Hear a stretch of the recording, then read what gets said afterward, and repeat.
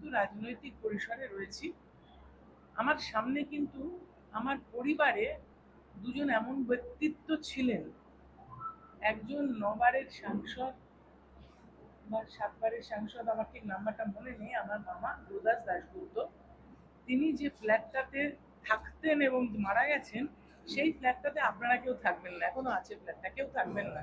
সেই ফ্ল্যাটটার যা অত্যন্ত নিম্ন মধ্যবিত্ত অবস্থাতে, তিনি কিন্তু অতবারের সাংসদ, আমার মনে পড়ছে না ঠিক 6 না 7, বহুবারের সাংসদ। তিনি আমার আদর্শ ছিলেন। আমার আরেকজন আদর্শ তারও আগে মারা গেছেন, আপনারা হয়তো সেটাও জানেন না, যে তিনি আমার জ্যাঠামশাই, আমার নিজের জ্যাঠামশাই, এবং তিনি মন্ত্রী ছিলেন, পশ্চিমবঙ্গ সরকারের মন্ত্রী, এবং ইন্দিরা গান্ধীর সময় জাতীয় কংগ্রেসের প্রদেশ সভাপতি ছিলেন অরুণ মৈত্র।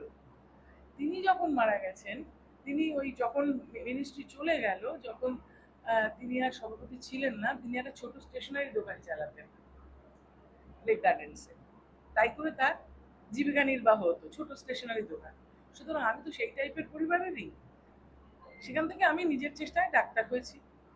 আমার স্বামী ডাক্তারি করেন, এখনো 10 ঘন্টা 12 ঘন্টা খাটেন, আমরা পরিবারের সবাই পরিশ্রম করি, তাতে চলে। কিন্তু গত কদিনে ফেসবুকে এই ভুঁইফোর নেতারা এবং যারা কিছু কিছু 2011-র পরে মধু সংগ্রহ করতে উড়ে উড়ে এসেছে, তাদের যে কমেন্টগুলো আসছে ফেসবুকে, এটা সত্যি সহ্য হচ্ছে না।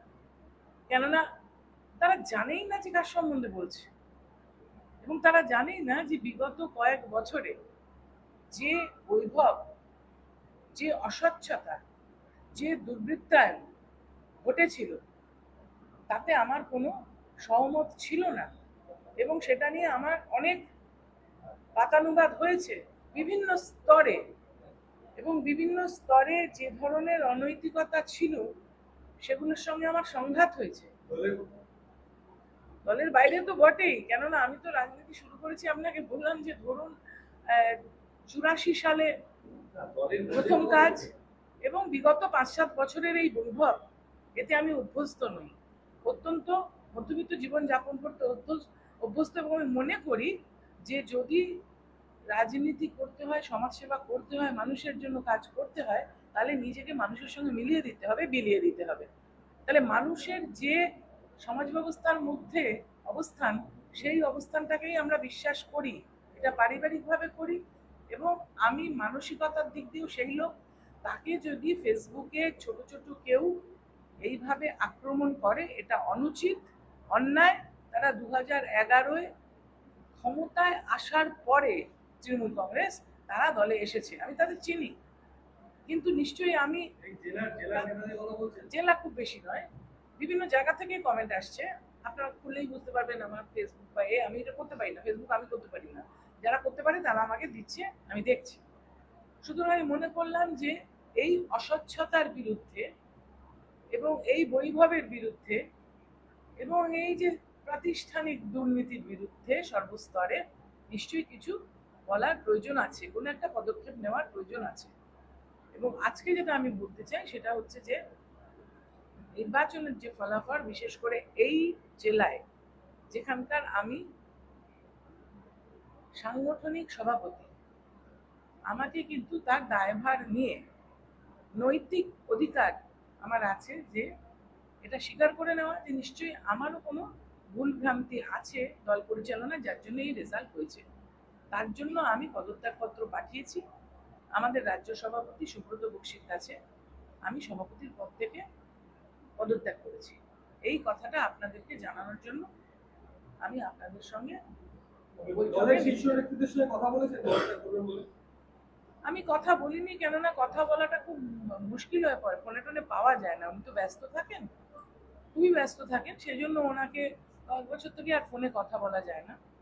কিন্তু উনি যদি হাল ধরেন এবং উনি যেভাবে দলটাকে পরিচালনা করেছেন, যখন আমি দলে এসেছিলাম, উনি যেভাবে নিজের হাতে মানুষের কাজ করেছেন, মানুষকে সাথে নিয়ে গেছেন, আমার বিশ্বাস একমাত্র উনি পারবেন আবার এই পরিস্থিতিটাকে ভালো করতে।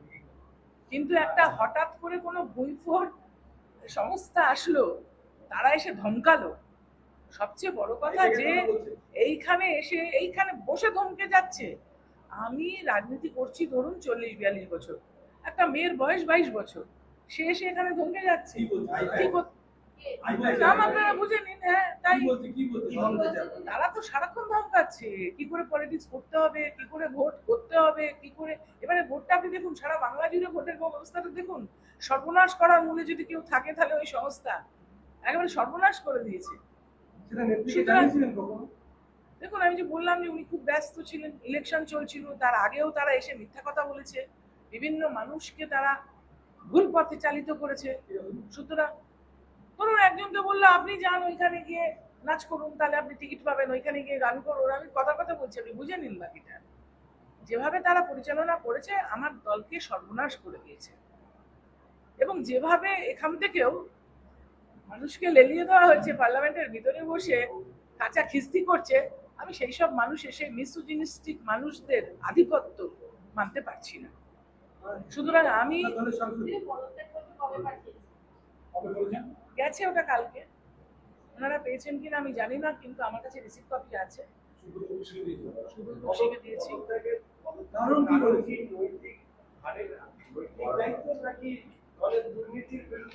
সবটাই আছে।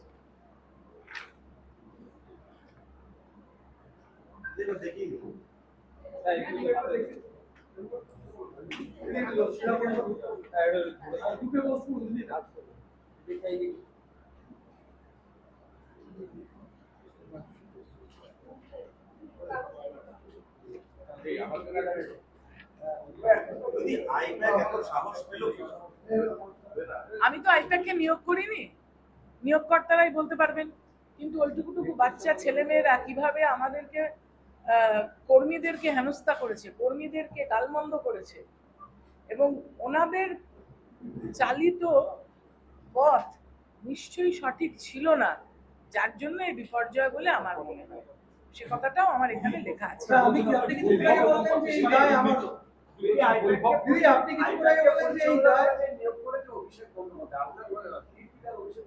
না, আমি কারোর দিকে তীর দিচ্ছি না, আমি শুধু ওই সংস্থার দিকে দিচ্ছি যারা এখানে এসেছে। এই সামনে তো এসেছে, ওরা এসে ভুলভাল ধরুন লুডো, আমি শুনেছি যে লুডো বিতরণ করে ভোট হয়। মানুষের কাছে যেতে হবে, মানুষের দুঃখ দুর্দশা বুঝতে হবে, মানুষের কাজ করতে হবে, যেটা আপনাদের মাধ্যমে আমি বলতে চাই। 17 বছর আমি নির্বাচিত জনপ্রতিনিধি হয়ে যাওয়ার পরে আমি কিন্তু কারুর একার নই, সকলের জনপ্রতিনিধি।